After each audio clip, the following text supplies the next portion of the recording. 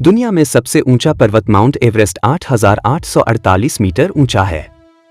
इस पर्वत की चढ़ाई करना इतना आसान काम नहीं।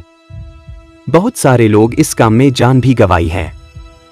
पुरुष भी इस कठिन कार्य के लिए तैयार नहीं होते, बल्कि एक महिला अपनी हौसला, परिश्रम, दृढ़ निश्चय से एवरेस्ट की चढ़ाई में सफल हुई है। वो साहसी महिला है बचेंद्री पाल। महिला की साहस गाथा। इस लेख द्वारा छात्र यह जानकारी प्राप्त कर सकते हैं कि महिलाएं भी साहस प्रदर्शन में पुरुषों से कुछ कम नहीं है।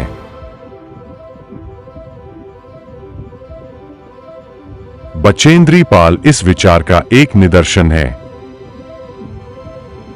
ऐसी महिलाओं से प्रेरणा पाकर छात्र साहसी भाव अपना सकते हैं। पहली महिला एवरेस्ट विजेता बचेंद्री पाल को एवरेस्ट की चोटी पर चढ़ने वाली पहली भारतीय महिला होने का गौरव प्राप्त है। बचेंद्री का जन्म एक साधारण भारतीय परिवार में हुआ था। पिता किशन पाल सिंह और मां हंसादेई नेगी की 5 संतानों में यह तीसरी संतान है।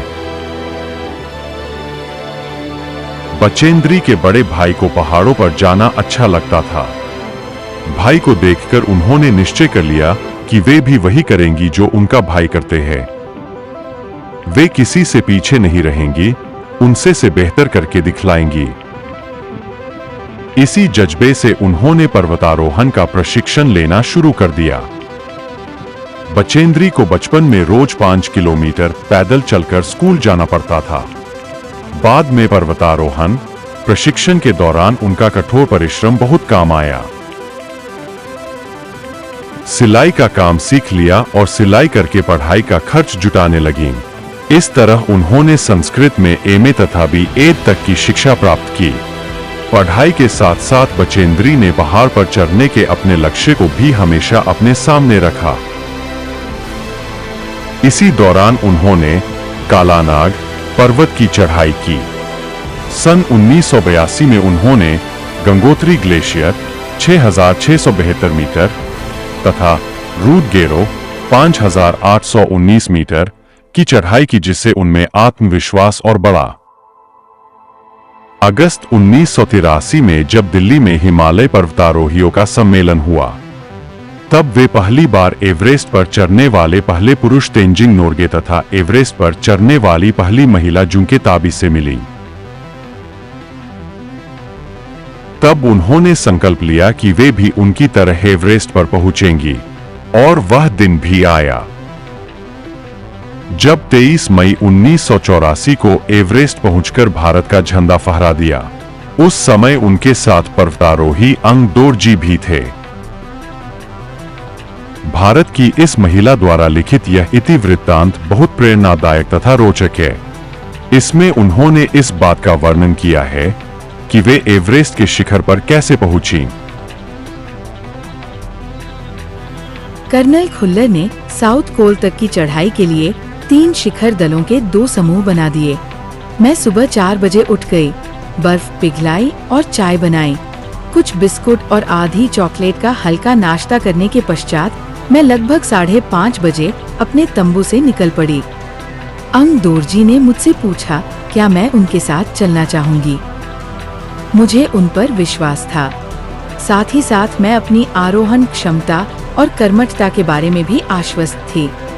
सुबह 6:20 पर जब अंग दोरजी और मैं साउथ कोल से बाहर निकले तो दिन ऊपर चढ़ाया था। हल्की हवा चल रही थी और ठंड बहुत अधिक थी। हमने बगैर रस्सी के ही चढ़ाई की। अंग दोरजी एक निश्चित गति से ऊपर चढ़ते गए। मुझे भी उनके साथ चलने में कोई कठिनाई नहीं हुई। जमी हुई बर्फ की सीधी व ढलाऊ चट्टानें इतनी सख्त और भूरभूरी थी, मानो शीशे की चादर बिछी हो। हमें बर्फ काटने के लिए फावड़े का इस्तेमाल करना पड़ा। 2 घंटे से कम समय में ही हम शिखर कैंप पर पहुंच गए।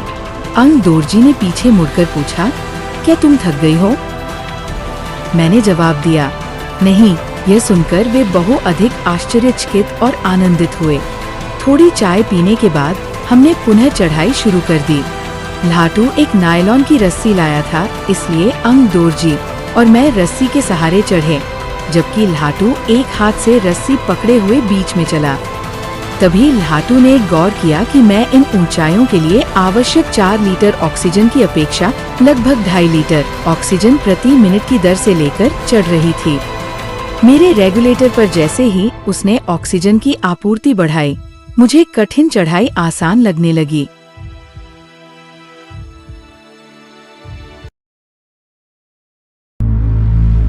दक्षिणी शिखर के ऊपर हवा की गति बढ़ गई थी।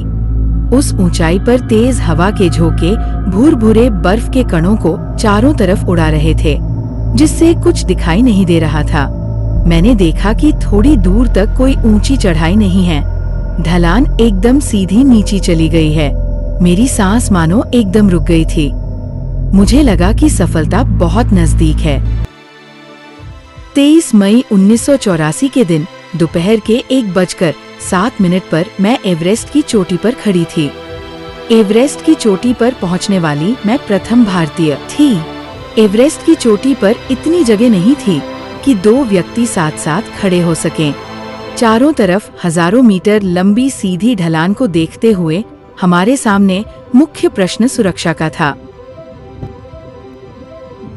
हमने फावड़े से पहले बर्फ की खुदाई कर अपने आप को सुरक्षित रूप से स्थिर किया। इसके बाद मैं अपने घुटनों के बल बैठी। बर्फ पर अपने माथे को लगाकर मैंने सागर माथे के ताज का चुंबन किया। बिना उठे ही मैंने अपने थैले से हनुमान चालीसा और दुर्गा माँ का चित्र निकाला। मैंने इन्हें अपने साथ लाए लाल कपड़े में लपेटा और छोटी सी पूजा करके इनको बर्फ में दबा दिया। उठकर मैं अपने रज्जू नेता अंग दोरजी के प्रति आदर भाव से झुकी। उन्होंने मुझे गले लगाया। कुछ देर बाद सोनम पुलजर पहुँचे और उन्होंने फोटो लिए। इस समय तक लाटू ने हमारे नेता को एवरेस्ट पर पहुंचने की सूचना दे दी थी। तब मेरे हाथ में वॉकी टॉकी दिया गया। कर्नल खुल्लर ने मुझे बधाई दी और बोले, देश को तुम पर गर्व है। हमने शिखर पर 33 मिनट व्यतीत किए और अपनी वापसी यात्रा 1:55 पर आरंभ की। अंग दोरजी और मैं साउथ कोल पर साया 5 बजे तक पहुंच गए।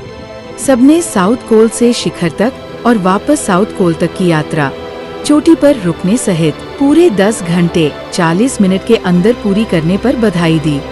मैं जब तंबू में घुस रही थी, मैंने मेजर कुमार को कर्नल खुल्लर से वायरलेस पर बात करते सुना।